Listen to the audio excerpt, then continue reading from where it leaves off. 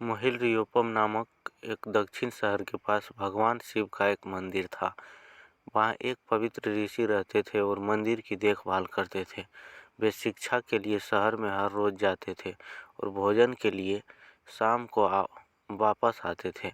वे अपनी आवश्यकताओं से अधिक एकत्र कर लेते थे और बाकी का बर्तन में डालकर गरीब मजदूरों में बांट देते थे, जो बदले में मंदिर की सफाई करते थे और उसे सजावट का काम किया करते थे। उसी आश्रम में एक चूहा भी अपने बिल में रहता था और हर रोज कटोरे में से कुछ न कुछ भोजन चुरा लेता था।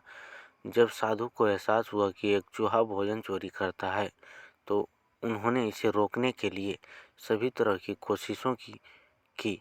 उन्होंने कटोरों को काफ़ी ऊंचाई पर रखा ताकि चूहा वहां तक पहुंच ना सके, और यहाँ तक कि एक छड़ी के साथ चूहे को मार भगाने की भी कोशिश की, लेकिन चूहा किसी भी तरह कटोरे तक पहुंचने का रास्ता ढूंढ लेता और कुछ भोजन चुरा लेता था। एक दिन एक भिक्षुक मंदिर की यात्रा के लिए आए थे, लेकिन साधु का ध्यान तो चूहे को डंडे से मारने में था और वे भिक्षुक से मिले भी नहीं पाए। इसे अपना अपमान समझ भिक्षुक क्रोधित होकर बोले, आपके आश्रम में फिर कभी नहीं आऊँगा, क्योंकि लगता है मुझसे बात करने के अलावा आपको अन्य काम ज़्यादा महत्वपूर्ण लग रहा है।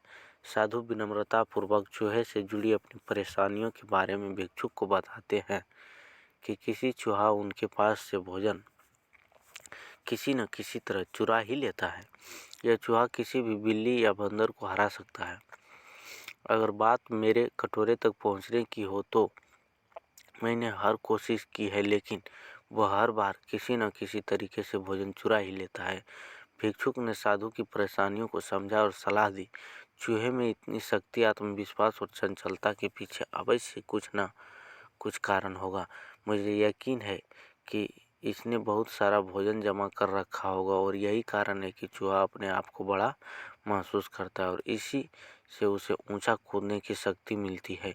चूहा जानता है कि उसके पास कुछ खाने के लिए नहीं है, इसलिए वो डरता नहीं है। इस प्रकार साधु और भिक्षु निष्कर्ष निकालते हैं कि अगर वे चूहे के बिल तक पहुंचने में सफल होते हैं तो वे चूहे को भोजन के भंडार तक पहुंचने में सक्षम हो जाएंगे।